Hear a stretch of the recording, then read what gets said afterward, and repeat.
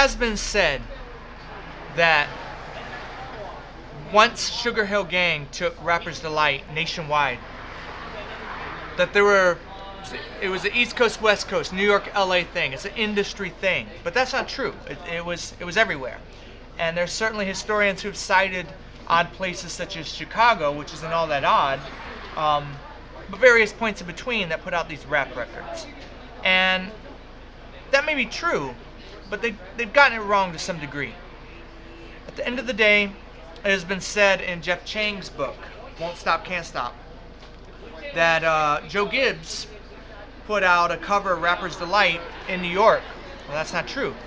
Joe Gibbs was Jamaican, as one of the founders of the rocksteady subgenre of Jamaican music that ultimately became reggae. Ska, rocksteady, reggae, and ultimately dancehall. Well, he was the guy who helped found rocksteady, and he moved to Opelika, and in Opelika, that's where he set up his own record label, appropriately titled Joe Gibbs Music. And in 1979, before the end of the year, now again, Rapper's Delight by Sugar Hill Gang was put out in October of 79. So we're saying November, December, 2 months. He put out a cover version of Rapper's Delight in Miami. And this was by Xanadu and Sweet Lady. Now, this isn't necessarily the beginnings of Miami bass, but it certainly illustrates that Miami was not lagging behind. They were always there in the rap music industry, and that's key to say because that is different than hip hop culture. No great claim to hip hop culture can be done outside the Bronx and North Harlem, unless you're going to go back to the Brooklyn days of Grandmaster Flowers. However, the issue is when we're talking about rap records, Miami was there from day one, and that's key to remember because we were once the second and for a period the absolute most powerful city in the world musically in 1978. So this was just a few years later, 2 years later, not 1 year later, technically when Rapper's Delight was put out.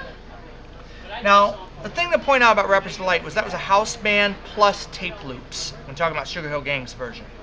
Most people don't want to cite the tape loops, but tape loops were there. They didn't hire a string orchestra to come in and play one string note. That was a tape loop. What changed the industry was drum machines. And in 1980, the drum machine revolution really took place. Roger Lynn developed the LM1. Colloquially, we refer to it as the Lynn drum. But the LM1 was the first time someone sat down and sampled live drum sounds and made it sound realistic. It cost $5,000 in 1980, late 79, early 80. 79 was prototype. That's a lot of money. So if someone can come out with a product 1/5 the price, you can best believe that product's going to take more precedence. And Roland, who had cornered the market, and it was a small market, it already had drum machines such as the CR78. Hall & Oates used it. Phil Collins used it on In the Air Tonight. But this was pre-programmable, sequenceable drum machines. The 808 came out in 1980 just on the heels of the LM1 and was $1,000, 1/5 the price of the LM1. So it really comes down to being cheap. It comes down to finances. And if you can say that rap music was always based on those who could afford, those who couldn't afford, why can you afford, what can you afford, it suggests a lot, but that's a bit reductive. There's more history than that. Rap music and drum machines were not partners at first.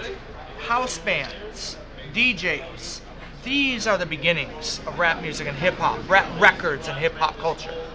So drum machines was a fluke, but it did come out in 1980. Now, the real issue that brought hip hop culture nationwide, and that includes us here in Miami, we can never play down that this was a culture developed in South Bronx and Harlem. As much as LA can't, as much as Chicago can. Nobody can. But it should have only stayed there. What changed that primarily was Fab Five Freddy, a promoter.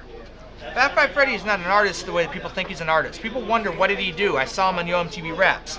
I heard him on the Wild Style commentary, but I don't know what he did. Truth is, he's a promoter. And as a promoter, Fab Five Freddy got involved with the community. Henry Chalfant, Michael Holman, of course Lee Quinones, the graffiti writer, Canal Zone,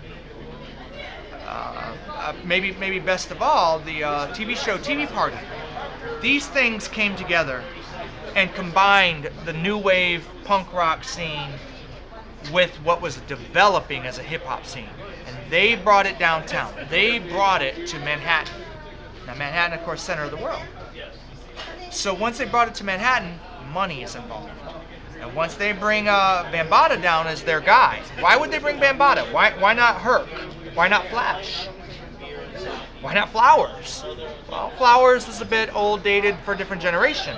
Herc had been stabbed in 1977. Kind of took a little sabbatical. Again, things have been refined since Herc. Grandmaster Flash, recording artist. He was recording for Enjoy Records, had hit records on the road. He can't come down and represent hip-hop culture in Manhattan. So you go to the guy who's now the big gun on the independent circuit, and that's Afrika Bambaataa. And in 1981, Bambaataa's world really started to change because he's no longer just playing the Bronx where he really made his name. He's coming down to Manhattan, and much like every other rap DJ, or hip-hop DJ, he's getting a record deal. Small-time record deals, but he's getting record deals. He put out a song in 1981 called Jazzy Sensation. And that's more relevant to Miami than most people realize. Because Jazzy Sensation was an interpolation. In other words, it's not a sample. It's not a sample. What that is an interpretation of a song that already exists. It was an interpretation of a song called Funky Sensation. Funky Sensation was by Gwen McCrae. And Gwen McCrae, from Miami. She was a member of the Henry Stone TK family. She also recorded for Atlantic Records. All the big guns in Miami dealt with Gwen McCrae. Afrika Bambaataa's first notable record, he had one other beforehand, but his first notable record was an interpretation of a Miami record. Now that should say a lot to us, but it really doesn't, because there's no drum machines. And drum machines, as much as the rock community hated it, as much as musicians hated it, it is today. It is contemporary. It is the future. It is where we began as our generation of music makers, because it was cheap. $1,000 for an 808, $5,000 for LM1. Well, that's why Prince used it, not us.